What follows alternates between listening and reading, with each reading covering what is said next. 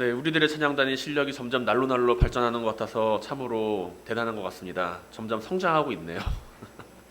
사람은 누구나 다 어린 시절을 가지고 있죠.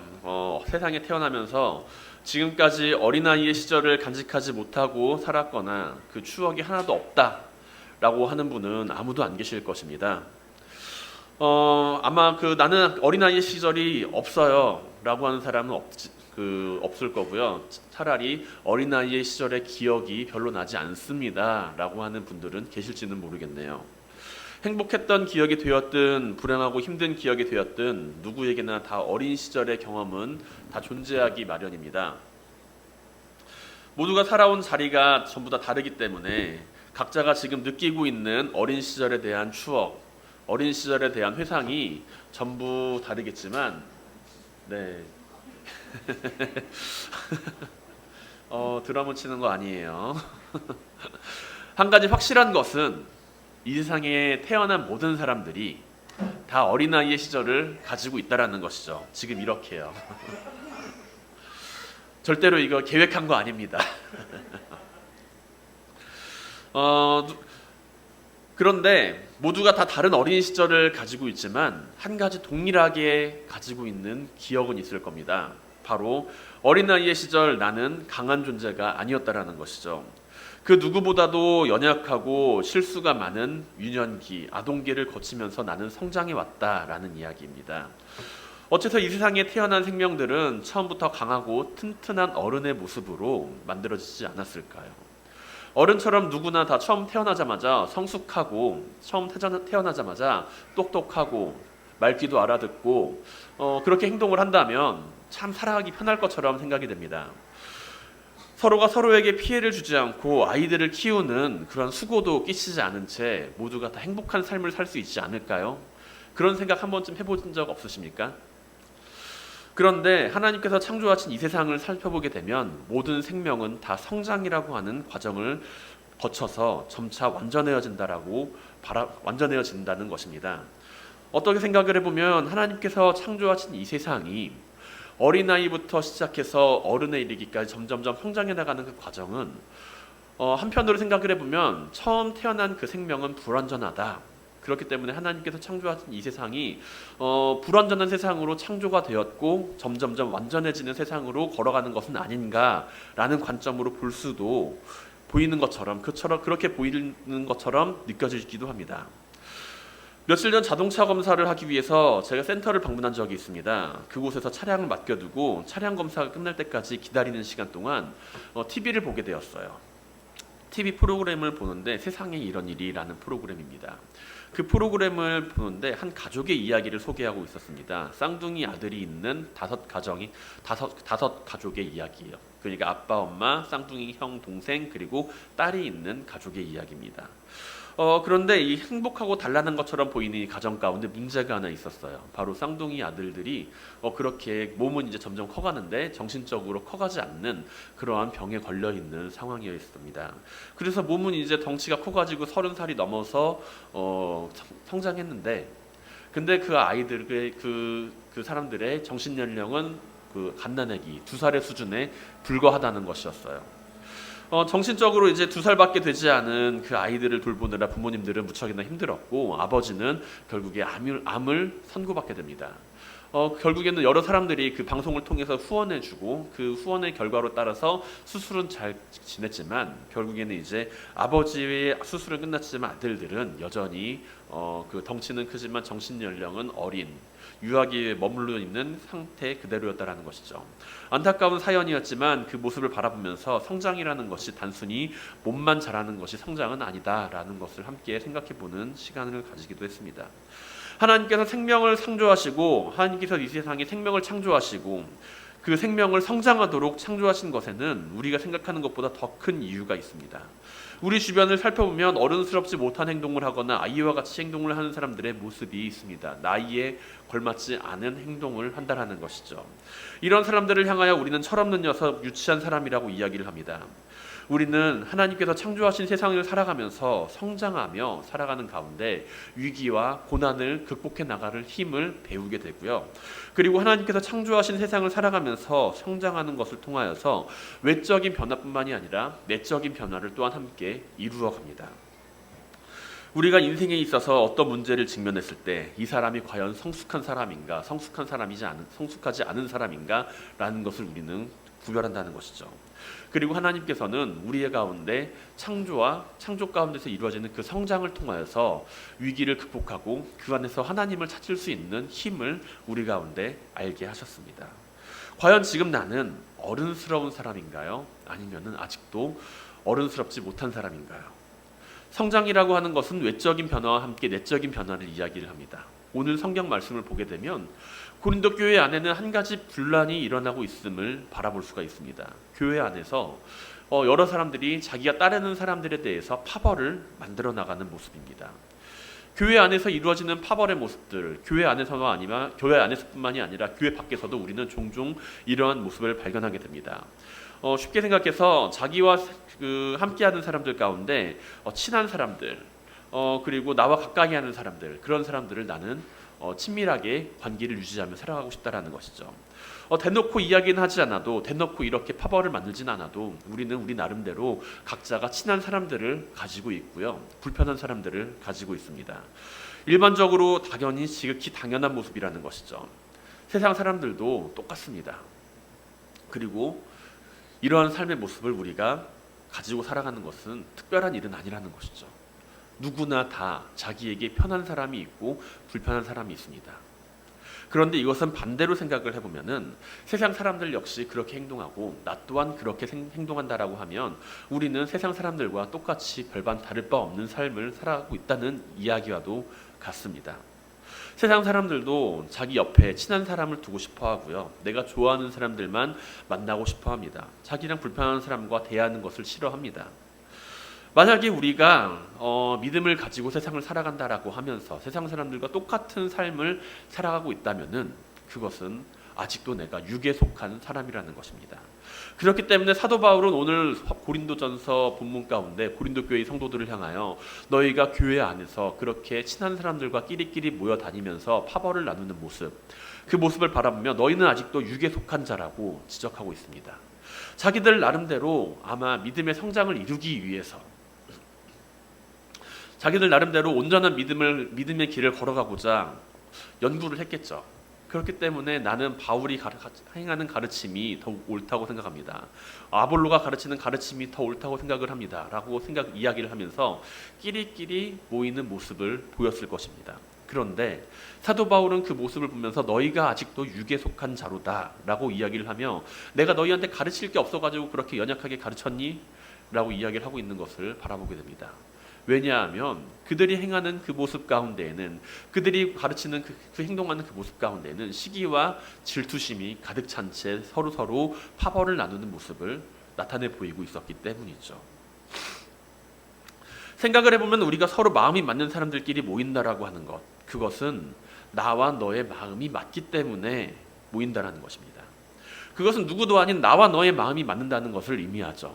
내가 너와 마음이 맞기 때문에, 마음이 맞는 친구이기 때문에 너랑 친하게 지내고 있는 그런 이야기라는 것입니다. 생각이 맞는 것을 좋아하는 사람은 상대방과 내 생각이 맞기 때문에 우리는 좋아해요. 내가 저 사람과 대화하는데 대화가 통한다는 것은 내가 저 사람과 가지고 있는 생각이 일치하다라는 것을 의미하기도 합니다. 그렇기 때문에 편합니다. 반대로 나와 다른 생각, 나랑 어울리기 불편한 사람들, 그 사람들을 바라보게 되면은 저 사람은 나랑 생각이 맞지를 않아요. 나랑 가지고 있는 뭔가가 좀 달라요. 성격이 다르거나 생각이 다르거나 마음이 다르거나 그렇습니다. 그렇기 때문에 불편해요. 멀리하게 됩니다.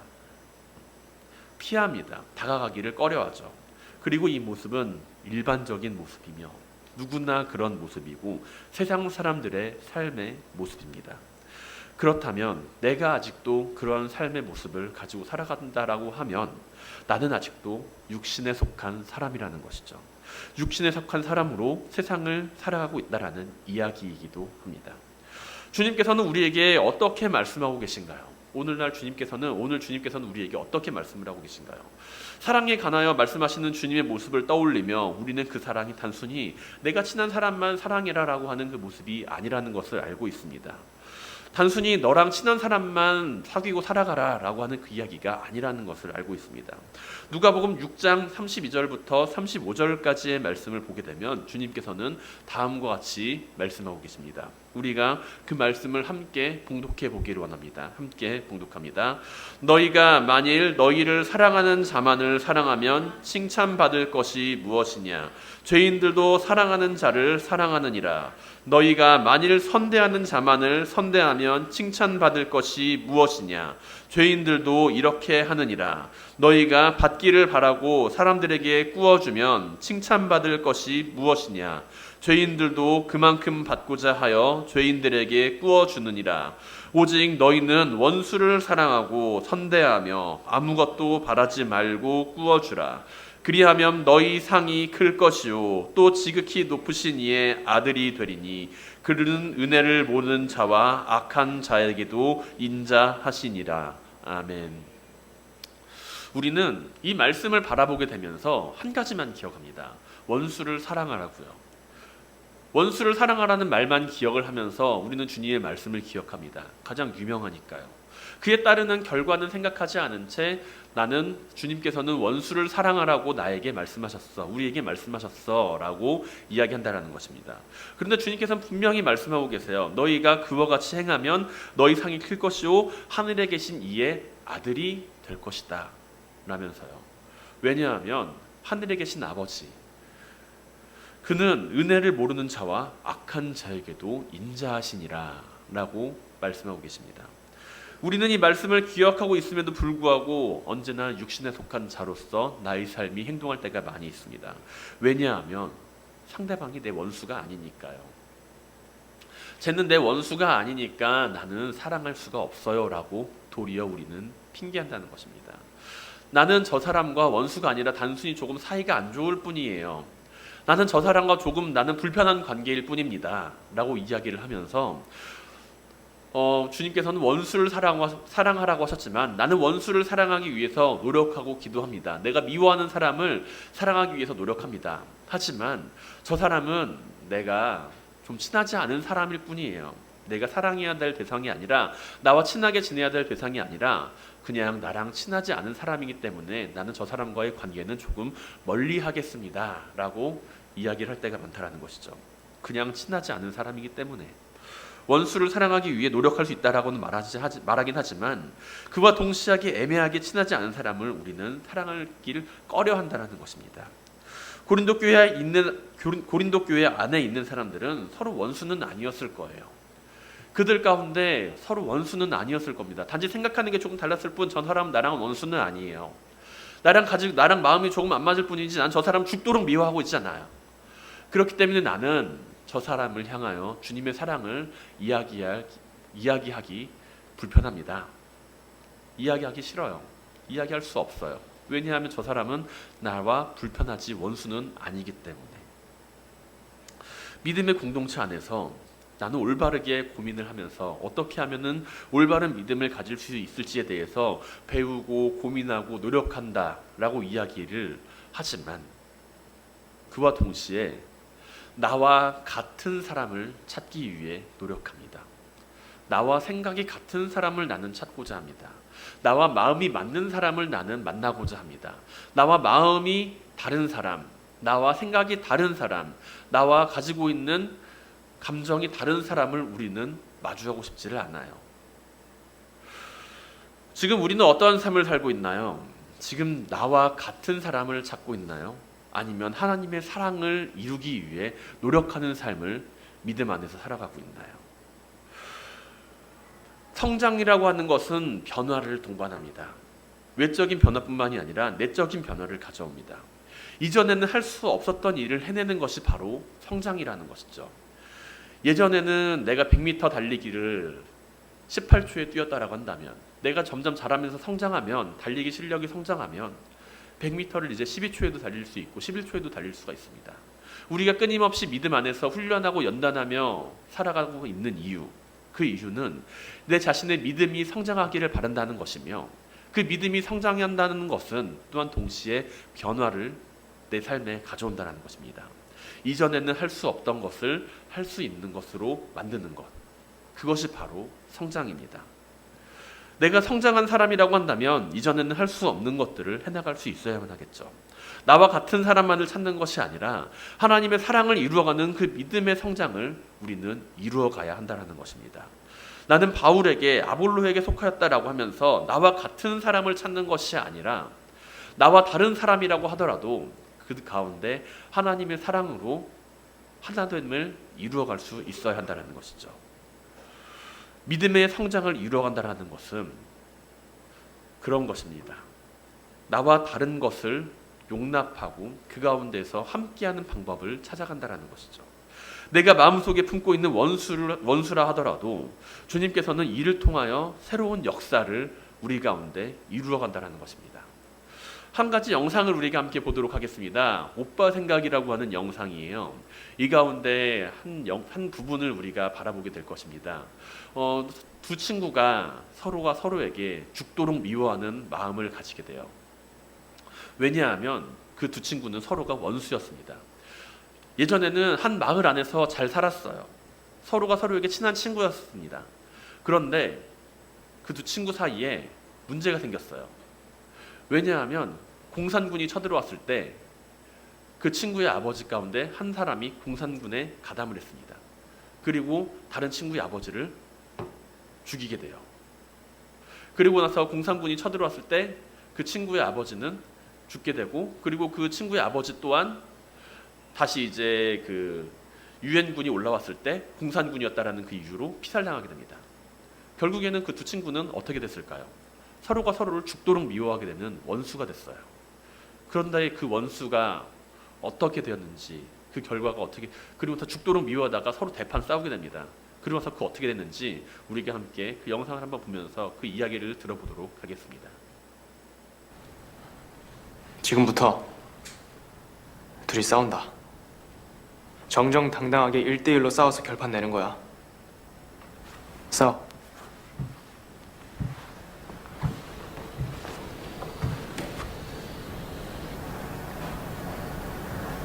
좋아. 오동구, 데니보이, 박춘식, 애니롤이 동시에 부른다. 둘 중에 음이나 가사 틀리는 사람이 지는 거야. 선생님, 라 좀 쳐주세요. 쳐도 이 높이로 맞춰서 할 수 있겠어? 네. 하나, 둘, 셋. 암흑달들의 비소리가에 산골짜마다 흘러나오고 여름은 가고 떨어지리 너도 언제나 나도 가야지 저 목장에 나만나는 산세월들 났어도 나 그리워래 여기 살리리 아목동아 내 사랑아.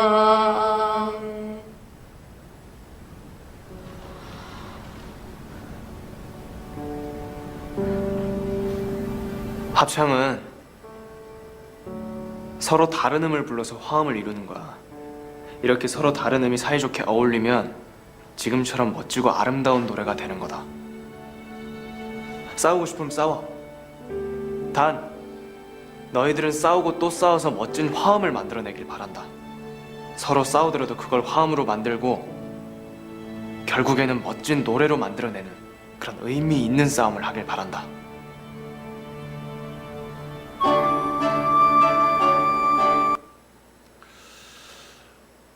이 안에서 우리가 함께 볼 수 있는 것은 우리 가운데 싸움과 다툼과 그런 내용들이 언제나 우리 삶 가운데는 함께 존재할 수가 있습니다.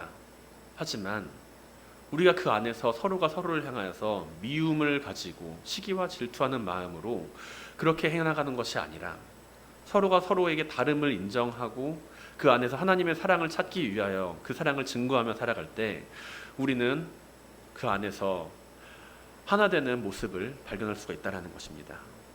사랑하는 성도 여러분, 우리의 삶이 믿음 안에서 성장하게 되기를 바랍니다.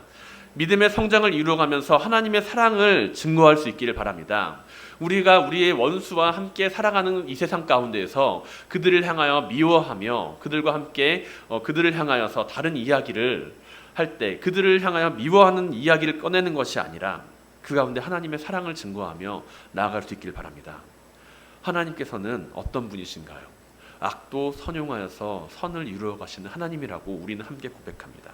하나님의 사랑을 세상에 증거하는 모든 성도님들이 되시기를 주님의 이름으로 간절히 축원드립니다. 성장을 통해서 우리는 또한 하나님께 많은 것을 배울 수가 있습니다. 어린아이가 가지는 가장 큰 특징은 누군가의 도움이 없으면 살아갈 수가 없다라는 것이죠. 어린아이가 험한 세상을 혼자서의 힘으로 살아가고 극복해 나간다는 것은 거의 불가능한 일이라고 할 수도 있습니다. 그렇지만 어린아이가 세상에서 살아갈 수 있는 이유, 그것은 그 어린아이에게 보호자가 있기 때문입니다. 하나님은 우리를 성장시키면서 진정으로 우리의 보호자가 되신다는 사실을 우리에게 알게 하십니다. 하나님이 창조하신 세상은 매일매일이 같은 시간이 반복되는 것처럼 여겨지지만 똑같은 일들이 계속해서 반복되어서 일어나지는 않는다라는 것이죠. 하나님이 창조하신 이 세상 가운데 내가 매일매일을 살아간다라고 이야기를 하지만 어제와 똑같은 오늘이 이루어지지는 않습니다. 오늘과 똑같은 내일이 또한 함께 이루어지지는 않습니다. 그렇게 내가 장성한 어른이 되어서 보호자의 품을 떠나서 자신의 인생을 일구어 나간다라고 이야기를 해도 우리는 때때로 누군가의 보호가 필요하다는 사실을 직시할 때가 있다라는 것이죠. 왜냐하면 내가 아무리 나 잘났다고 살아간다 하더라도 당장 내일 일어날 일이 무엇인지도 나는 모르는데 내가 내 스스로의 힘으로 살아간다라고 할 때 나는 아무것도 할 수가 없다라는 것을 우리는 경험할 때가 종종 있기 때문입니다. 불확실한 미래 속에서 어린아이 시절부터 지금까지 우리가 불확실한 미래 속에서 함께 배워온 것은 앞으로의 일은 예측은 할 수 있어도 장담은 할 수가 없다라는 이야기입니다. 만일 우리가 우리의 삶이 기계와 같이 움직이고 있다라고 한다면 사람들은 당연히 내일의 일에 대해서 의구심을 가지지 않을 것입니다. 그러나 우리의 삶은 당장 내일 일어날 일이 오늘과 같지 않음을 너무나도 잘 알고 있습니다. 지금 이 순간에 찰나의 시간을 살아가는 우리에게 있어서 내일이라고 하는 시간은 너무나 큰 불확실성 안에 자리를 잡고 있는 너무나도 먼 미래일 뿐입니다. 그렇게 하나님께서 창조하신 이 세상 안에서의 삶을 살아가는 가운데 우리가 바라볼 것은 모든 것을 주관하시고 이루시는 하나님에 대한 믿음이라는 것이죠. 오늘 본문에서 사도 바울은 다음과 같이 기록합니다. 우리가 7절 말씀을 함께 보도록 하겠습니다. 함께 봉독하겠습니다. 그런즉 심는 이나 물 주시는 이는 아무것도 아니로되 오직 자라나게 하시는 이는 하나님뿐이니라. 아멘. 고린도 교회의 성도들은 자신이 가지고 있는 그 믿음을 바라보며 내가 지금 성장하고 있다. 저 사람들과는 다르게 나는 지금 성장하고 있다라고 생각하였을 것입니다. 그러나 상대방이 가지고 있는 믿음보다 내가 가지고 있는 믿음이 더욱 성숙한 믿음이라고 여겼을지는 모르지만 그러나 사도 바울은 오늘 그들 가운데 자라나게 하시는 하나님이라고 하는 그 말을 전하고 있다는 것이죠. 너희가 스스로를 자라나게 하는 것이 아니라 하나님께서 너희를 자라나게 하신다라는 것입니다. 교회 뒤쪽에 가면 조그마한 텃밭이 있습니다. 처음 심을 때에는 토마토 묘목이 조그만했어요. 한 요만했나요? 그랬는데 처음 심을 때는 매우 작았던 그 토마토 묘목이 어느덧 이제 그 아기들 키보다 더 컸습니다. 재원이 키보다 더 컸어요. 열매도 열려가지고 빨갛게 익어가고 몇 개는 따기도 했습니다. 파프리카는 언제 열렸는지 몰라가지고 그 열려있는 것을 따오기도 했어요. 옆집 텃밭을 바라보게 되면은 근데 그 옆집에도 텃밭이 조그맣게 있거든요. 그쪽 이제 화분으로 만들어 놨습니다. 엄청 잘 가꿨어요. 이제 화분을 보면은 이제 지주핀도 잘 꽂아놓고 잡초도 잘 뽑아주고 그리고 거기다가 고추를 심은 것 같은데 고추가 잘 열리도록 비료도 주고 물도 주고 그렇습니다. 그것에 비해서 교회 텃밭을 바라보게 되면은 정글이에요. 야생입니다. 토마토도 그리고 옆에 있는 그 애들도 그 딸기도 심었는데 걔네들이 다 알아서 각자 살아남아야 돼요. 잡초를 절대 뽑아주지 않습니다. 가끔 가지치기는 해줘요. 근데 언제 심었는지 모르는 호박이 자라나 덩굴을 키우고 있어요. 각자 살아남지 않으면은 이제 걔네들은 이제 다 죽을 수밖에 없는 운명입니다. 가끔가다 물 주는 것도 까먹기도 그러는데 그런데도 불구하고 그럼에도 불구하고 잘 자랍니다. 토마토가 열려서 열매를 맺었어요. 호박은 자기 혼자 자라나서 덩굴로 그 밭을 점점점 감아가면서 이제 꽃도 핍니다. 조만간 열매도 열릴 것 같아요. 정말 신기한 것은 옆집 텃밭을 그렇게 옆집 텃밭처럼 비료도 잘 주고 그렇게 관리를 잘하는 것도 아닌데 그 친구들이 야생에서도 참 잘 자란다는 것이죠. 그 안에서 하나님의 은혜가 이런 정글 같은 곳에서도 임하는구나, 그 사실을 발견하게 됩니다. 텃밭에서 자라나는 그 풀들도 돌보시는 하나님이 오늘날 우리를 함께 키우시고 돌보신다라는 것이죠. 주님께서는 말씀하십니다. 공중 나는 새를 보라. 그리고 길가에 핀 들풀을 보라고요. 그들을 입히시고 먹이신 하나님께서 과연 너희를 키우고 입히시지 않겠느냐라고요. 우리는 우리가 우리 스스로를 키우고 자라나게 하는 것처럼 생각할 때가 많이 있습니다. 내가 열심히 공부해서 내가 건강을 위해서 여러 가지 것들을 많이 챙겨 먹고 운동도 열심히 하고 그러면서 내가 점점점 자라나게 되는 것처럼 생각하지만 결국에는 우리를 키우고 입히시고 양육하시는 분은 하나님이시라는 겁니다. 아이들을 키우면서 그 친구들이, 저 아이들이 제 마음대로 크지 않아요. 저도 소리를 지릅니다. 하지만 그럼에 그 가운데서도 하나님의 은혜를 발견하는 것은 많은 음식과 건강한 옷으로서 저 아이들이 크는 것이 아니라 하나님께서 키우시기 때문에 성장할 수 있는 거라는 사실을 발견하게 됩니다. 우리가 살아온 삶에 있어서 모든 행한 노력이 있었기에 지금 우리가 이 자리에 있을 수가 있습니다. 그러나 그보다 더욱 중요한 것은 하나님의 은혜와 사랑이 우리를 입히시고 키우셨기 때문에 지금 우리가 이 자리에 있을 수가 있다는 사실입니다. 하나님의 은혜 안에서 날마다 더욱 자라나시길 바랍니다. 하나님을 향한 우리의 믿음이 자라나고 성장하게 되길 바랍니다. 우리의 삶이 하나님의 사랑 안에서 더욱더 큰 결실을 이루어가게 되기를 주님의 이름으로 간절히 축원드립니다. 함께 기도하며 나가겠습니다.